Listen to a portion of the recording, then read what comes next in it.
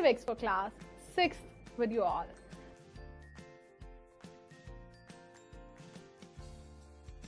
My dear children, today's discussion is about the topic diversity and discrimination.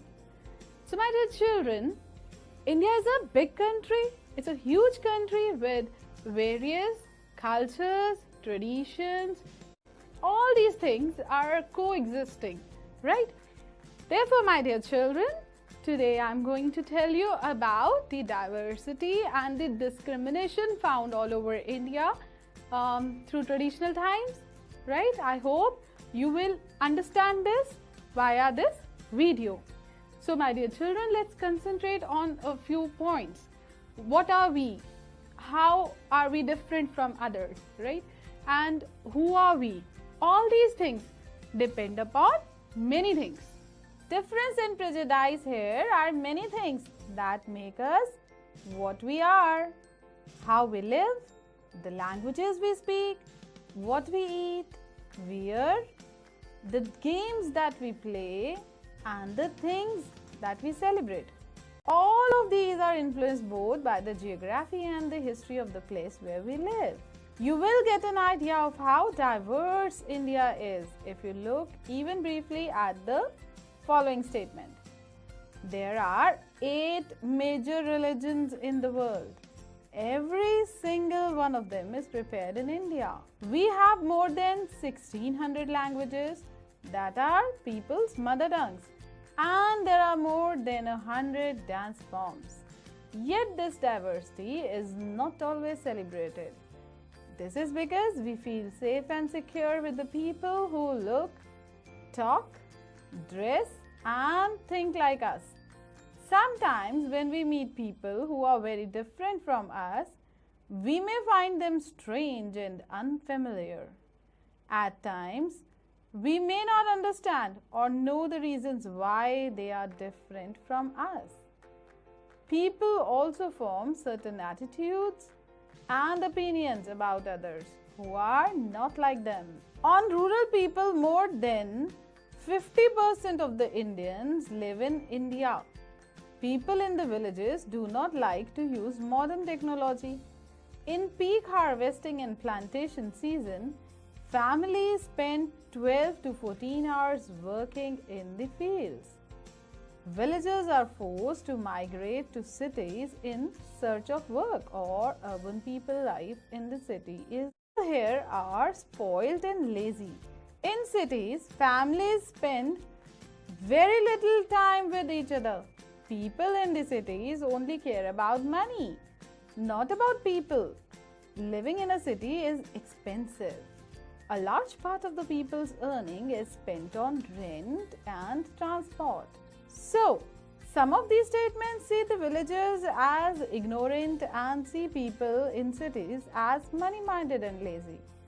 When our opinions about certain people are always negative, seeing them as lazy, stingy, as some of these statements, then these become prejudices that we carry about them. Prejudice means to judge other people negatively or see them as inferior.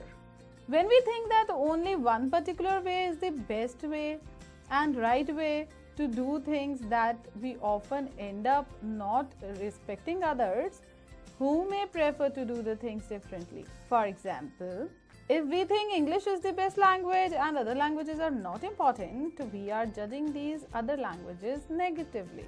As a result, we might not respect people who speak languages other than English. We can be prejudiced about many things: people's religions, beliefs, the color of their skin, the region they come from, the accent they speak in, the clothes they wear, etc. Often our prejudices about others are so strong that we don't want to form friendships with them.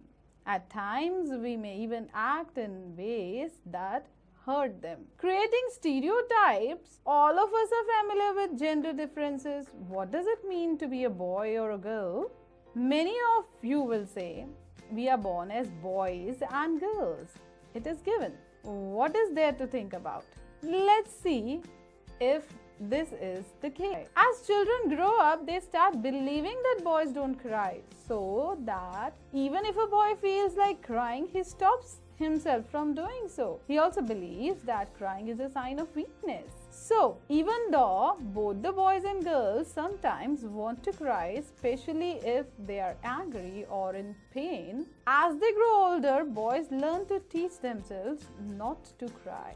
If a grown boy cries, then he feels that others will either tease him or laugh at him. And so he stops himself from doing so in front of others. This is the way boys are and this is how girls are. These are statements we hear constantly and accept without even thinking. We start believing that each one of us must behave accordingly. We fit all boys and all girls into an image that society creates around us. So, the children you see in the illustrations here were seen as disabled. This term has been changed and now the term used is children with special needs. When we fix people into one image, we create a stereotype. When people say that those who belong to a particular country, religion, sex, race, or economic background are stingy, lazy, criminal, or dumb, they are using stereotypes.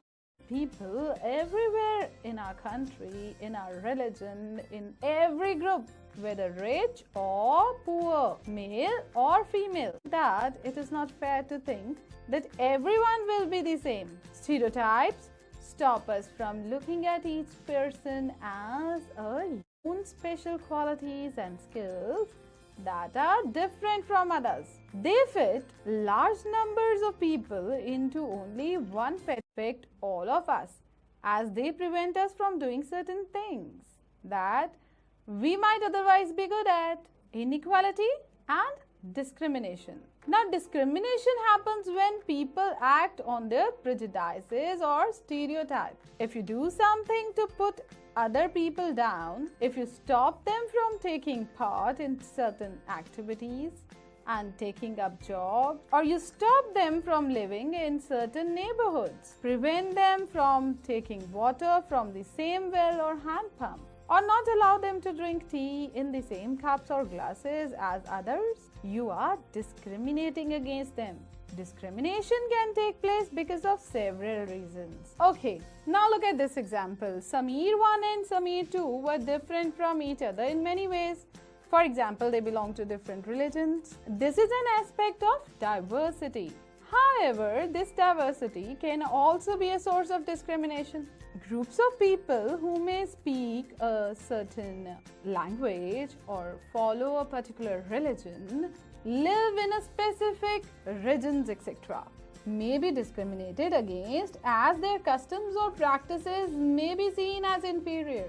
Another difference between the two Samirs was their economic backgrounds. Samir too was poor. This difference is not a form of diversity, but inequality. People who are poor do not have the resources or money to meet their basic needs of food, clothing, and shelter. They experience discrimination in offices, in hospitals, schools, etc., where they are treated badly because they are poor. Some people may experience both kinds of discrimination. They are poor and they belong to groups whose culture is not valued. Tribals, some religious groups, and even particular regions are discriminated against for one or more than these reasons. On being discriminated against people who are engaged in different kinds of work like teaching, carpentry, pottery, weaving,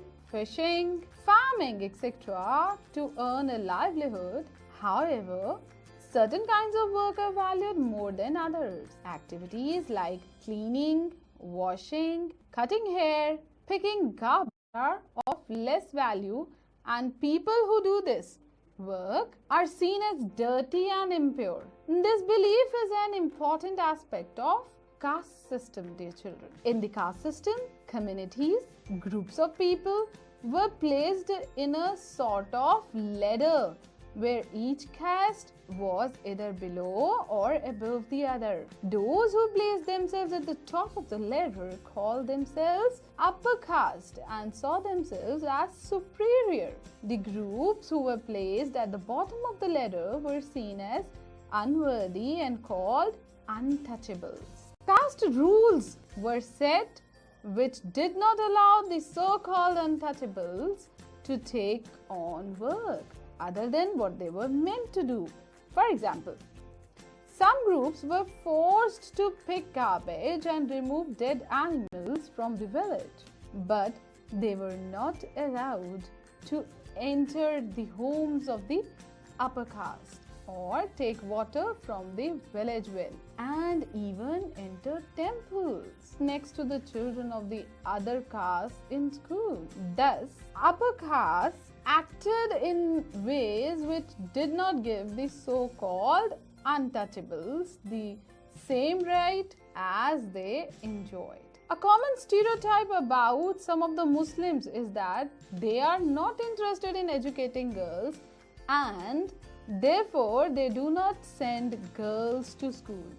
However, studies have now shown that poverty amongst Muslims is important reason why Muslim girls do not attend school or drop out from the school after a few years. Whenever efforts has been made to reach education to the poor, there the Muslim community has shown an interest in sending their girls to school. For example, in the state of Kerala, the distance between the school and the home is not much. There is good government bus service that helps teachers reach schools in rural areas, and over 60% of the teachers are women. These factors has helped children from the poorer families, including Muslim girls, attend school in much larger numbers. In other states, where such efforts have not been made, children from the poorer families, whether Muslim, tribal, or some so-called lower caste, find it difficult to attend school.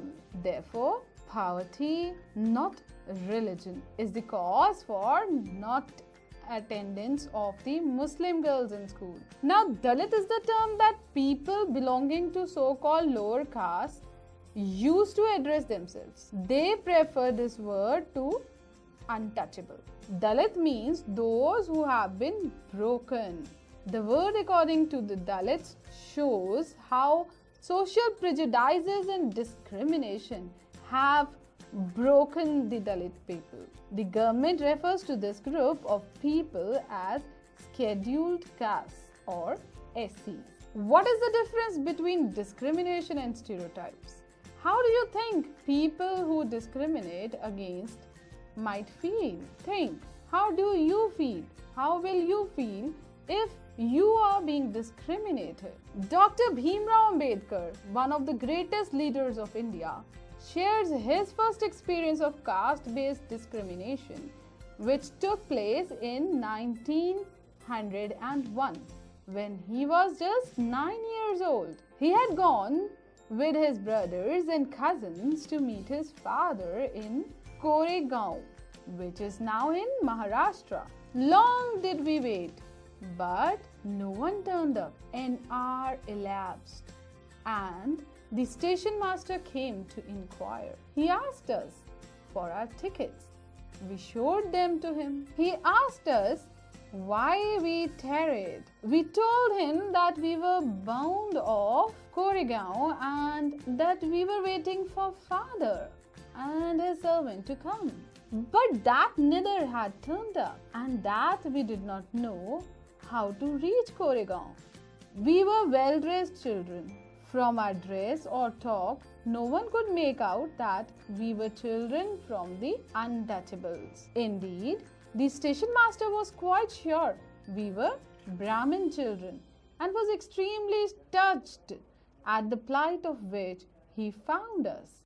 As is usual among the Hindus, the station master asked us who we were. Without a moment's thought, I blurted out that we were Mahars. Mahar is the one of the communities which were treated as untouchables in Bombay Presidency. He was stunned. His face underwent a sudden change. We could see that he was overpowered by a strange feeling of repulsion. As soon as he heard my reply, he went away to his room and we stood where we were. 15 or 20 minutes elapsed. The sun was almost setting. Our father had not turned up, nor had he sent his servant.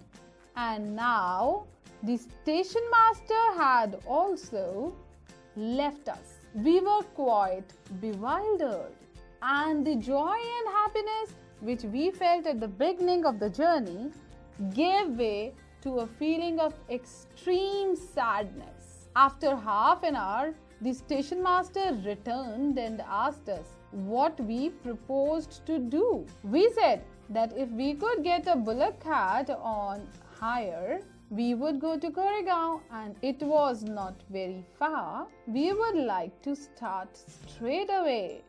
There were many bullock carts playing for hire. But my reply to the station master that we were Mahars had gone round among the cartmen, and not one of them was prepared to suffer being polluted and to demean himself carrying passengers of the untouchable classes. We were prepared to pay double the fare, but we found that money did not work. The station master, who was negotiating on our behalf, stood silent, not knowing what to do. So the source for this story is Dr. B.R. Ambedkar's Writings and Speeches, Volume 12, edited Vasant Moon, Bombay Education Department, Government of Maharashtra. Dear children, Dr. Bhim Rao Ambedkar, who lived from 1891 to 1956, is considered the father of the Indian Constitution and is also the best known leader of the Dalits. Dr. Ambedkar fought for the rights of the Dalit community. He was born into the Mahar caste, which was considered untouchable. The Mahars were poor, owned no land, and children born to them also had to do the work their parents did. They lived in spaces outside the main village and were not allowed into the village. Dr. Ambedkar was the first person from his caste who completed his college education and went to England to become a lawyer. He encouraged Dalits to send their children to school and college. He also urged Dalits to take on different kinds of government jobs in order to move out of the caste system. He led many efforts of Dalits to gain entry into the temples. Later in his life, he converted to Buddhism in his search for a religion that treated all members equally. Dr. Ambedkar believed that Dalits must fight the caste system and work towards a society based on respect, not just for a few, but for all persons. So, dear children, despite the children offering money, the cartmen refused them. Why? How did people at the station discriminate against Dr. Ambedkar and his brothers? How do you think Dr. Ambedkar felt as a child when he saw the station master's reaction to his statement that they were Mahars? Have you ever experienced prejudice or witnessed an incident of discrimination? How did this make you feel? Imagine how difficult it would be if people could not move easily from one place to another. How insulting and hurtful it is to have people move away, refuse to touch you, or allow you to drink water from the same source as they do. This small incident shows how a simple task of going from one place to another in a cart was not available to the children, even though they could pay the money. All the cartmen at the station refused to take the children. They acted in a discriminatory manner. So clearly, as this story shows us, caste-based discrimination is not only limited to preventing Dalits from undertaking certain economic activities, but it also denies them the respect and dignity given to others. In addition to the lower caste being discriminated against, there are also various other communities that are subject to discrimination, striving for equality. The struggle for freedom from British rule also included within it the struggle of large groups of people who not only fought against the British but also fought to be treated more equally. Dalits, women, tribals, and peasants fought against the inequalities they experienced in their lives. As pointed out earlier, many Dalits organized themselves to gain entry into temples. Women demanded that they should have as much a right to education as men did. Peasants and tribals also fought to release themselves from the grasp of moneylenders and the high interest they were charged. When India became a nation in 1947, our leaders too were concerned about the different kinds of inequalities that existed. Those who wrote the Constitution of India, a document that laid out the rules by which the nation would function, were aware of the ways in which discrimination had been practiced in our society and how people had struggled against this. Many leaders of these struggles, such as Dr. Ambedkar, had also fought for the rights of the Dalits. So these leaders set out a vision and goals in the Constitution to ensure that all the people of India were considered equal. This inequality of all persons is seen as a key value that unites us all as Indians. So dear children, everyone has equal rights and opportunities. Untouchability is seen as a crime and has been legally abolished by law. People are free to choose the kind of work they wish to do. Government jobs are open to all people. In addition, the Constitution also placed responsibility on the government to take specific steps to realize this right to equality for the poor and other such marginal communities. The writers of the Constitution also said that respect for diversity was a significant element in ensuring equality.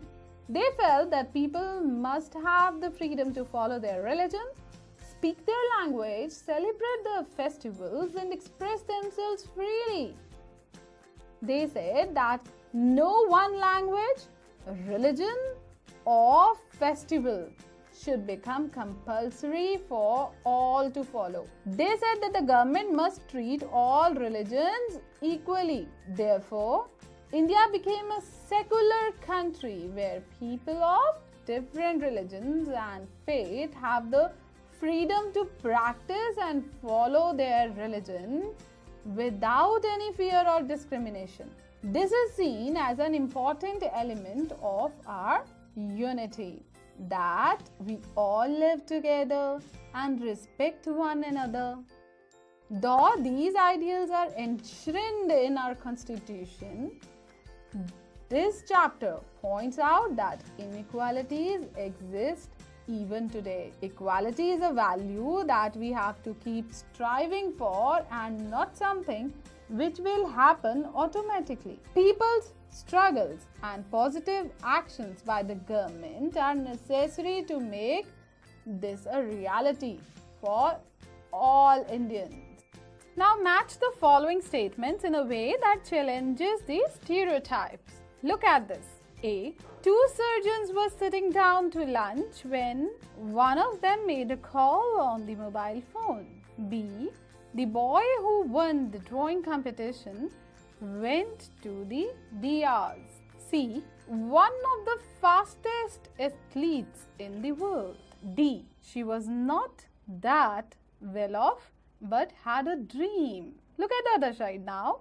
Number 1 is suffers from chronic asthma. Number 2, to become an astronaut, which she did. Number 3, to speak with her daughter who had just returned from school. Number 4, on a wheelchair to collect his prize. So my dear children, what would you match with A? 2 surgeons were sitting down to lunch when one of them made a call on the mobile. Very right, to speak with her daughter who had just returned from school. Okay, now look at the second sentence. B, the boy who won the drawing competition went to the diyas, yes, on a wheelchair to collect his prize. C, one of the fastest athletes in the world suffers from chronic asthma. Correct. D, she was not that well off but had a dream. Yes, to become an astronaut, which she did. Correct. Correct, my dear children. So, my dear children, now you have an insight about the diversity and discrimination that India is facing from traditional times, and you have also noticed how eminent personalities like Dr. B.R. Ambedkar have tried their best to take people out of these kind of prejudices and caste system. And to add on, I would also like to remind you about the Constitution. Look how beautiful. It's a beautiful concept that our Constitution has enshrined those values to respect human as a human, not as a person belonging to a particular caste. Our Constitution has beautiful values enshrined in it, and we should respect it. So my dear children, with this, I would like to take your leave today, and with some other interesting facts and knowledge, I'll see you again. Till then, bye-bye, take care.